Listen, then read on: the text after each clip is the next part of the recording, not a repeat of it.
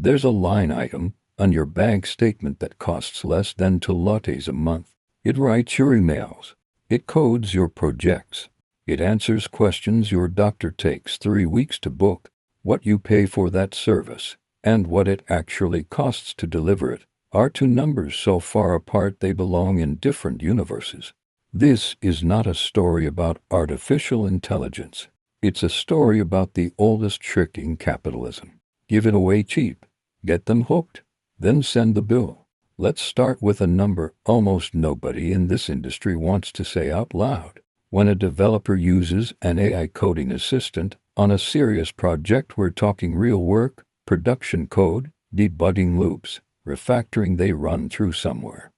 In the neighborhood of 7 to 12 billion compute units over the course of a year. The unsubsidized, raw cost price of delivering that workload through a commercial API somewhere between $8,000 and $12,000 per year, per user. Now, what does that same developer actually pay for their flat-rate subscription? $100, maybe $200 for the premium tier. That's not a deal. That's a magic trick. Someone else is quietly covering the gap, and that someone is running out of patience.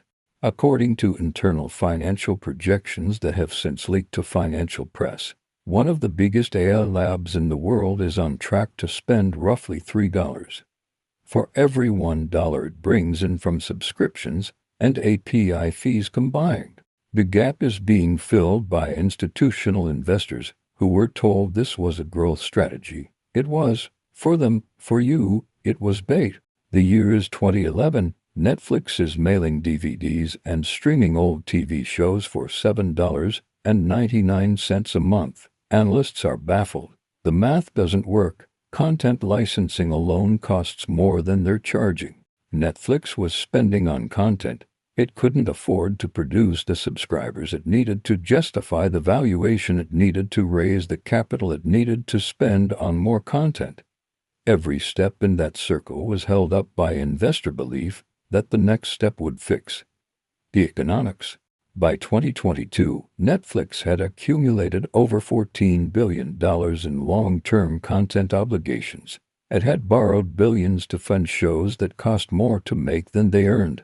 The moment subscriber growth stalled for a single quarter, the stock lost 35% of its value in a single day. Sound familiar? It should, because right now, AI companies are running the same playbook at 10 times the speed and 100 times the capital. Industry observers now estimate that somewhere between a third and half of AI startups that closed funding rounds in 2023 and early 2024 have either shut down, been absorbed, or gone functionally silent. Not because they built bad products, because the raw cost of delivering their product exceeded what any subscription model can sustainably charge. For 25 years, the internet economy ran on one of the most brutally efficient profit machines ever designed. Type a query, get 10 links, click 1. The cost of a traditional keyword search accounting for servers, electricity, bandwidth is measured in fractions of a cent. Meanwhile, the ad sitting next to those results generates thousands of times more revenue per impression than the search itself costs to serve. That margin gap between cost and revenue is what built YouTube. It funded Android. It subsidized Gmail. It is the most reliable wealth generation engine of the modern era. Now that same company is replacing it with AI-generated answers, paragraphs instead of links, synthesis instead of indexing. A single AI-generated answer costs somewhere between 10 and 40 times more to produce than the traditional result it replaces. Multiply that across 4 billion daily queries. And here's the part that makes strategists lose sleep. When AI just answers the question, nobody clicks through to a website. Nobody lands on a page with ads. The advertiser's model, the one that made the whole ecosystem financially viable, quietly stops working. The company is simultaneously spending more to serve each query and collecting less revenue from each query. That isn't a bug. The executives know this. They made a calculated decision. Better to cannibalize your own business than let a competitor do it for you. Business historians have a name for this: the innovator's dilemma. When a new technology threatens your core revenue, the only move worse than ignoring it is letting someone else own it first, so you burn down your own house and hope you can build a better one before winter comes. Nobody can prove the new house will ever be built, but everybody is already inside the fire. If the economics are this bad, why do the quarterly earnings reports keep reading like victory laps? Here's how the trick works. A major cloud provider announces a multi-billion-dollar commitment to an AI lab. The headline is enormous. The stock price moves. But read past the press release, and you'll find that the bulk of that investment isn't cash. It's a credit line. Credits redeemable only at that same cloud provider's data centers. The AI lab receives the investment and records it as capital raised. The cloud provider books the usage as revenue.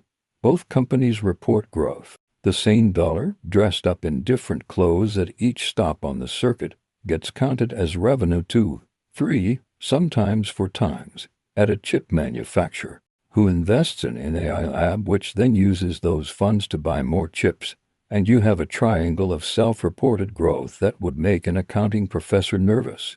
Wall Street analysts who have mapped this circular structure privately use the term round-tripping. In Silicon Valley, it gets a more elegant label: strategic partnership.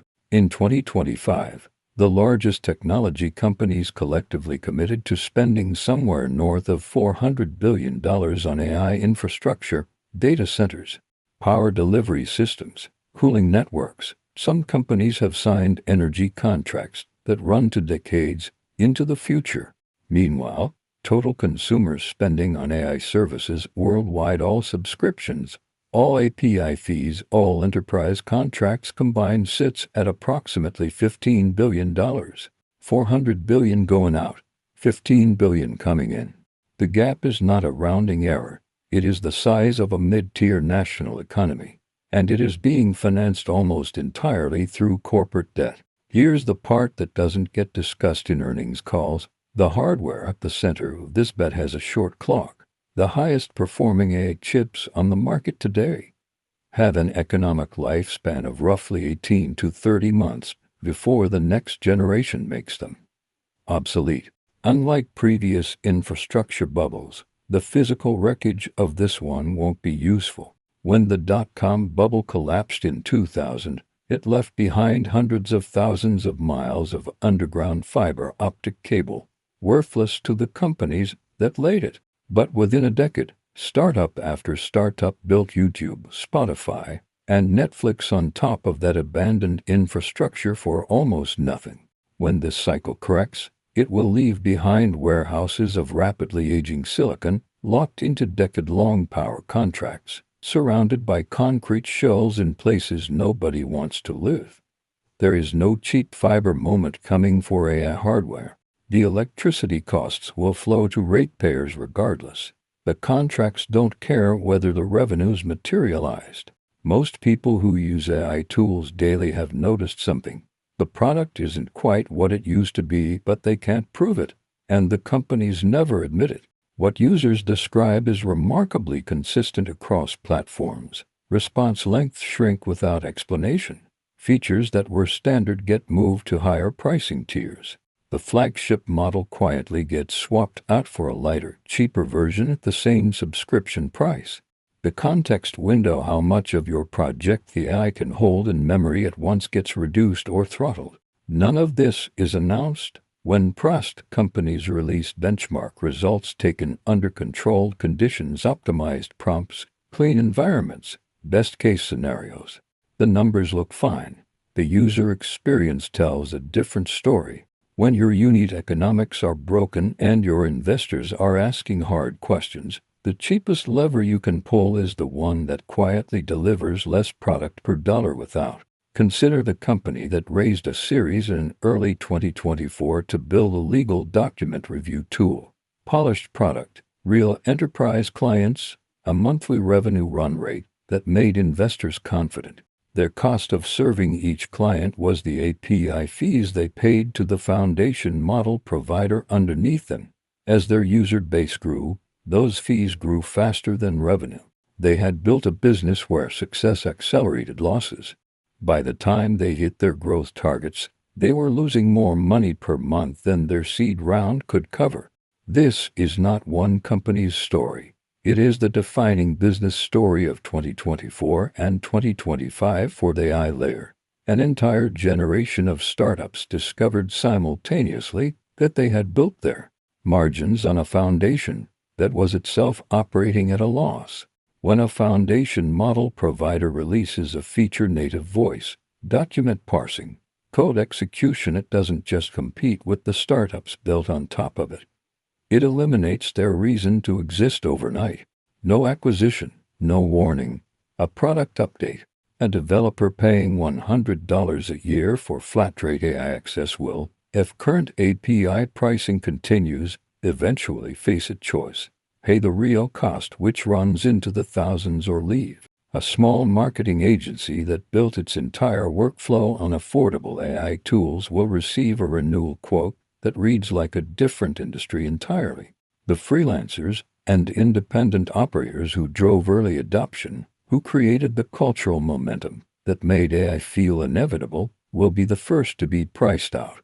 You don't negotiate from strength when switching costs are high and alternatives are thin. The cheap AI era did not fail. It succeeded completely. It rewired how millions of people work, think, and create. It made a generation of businesses operationally dependent on pricing that was never meant to last.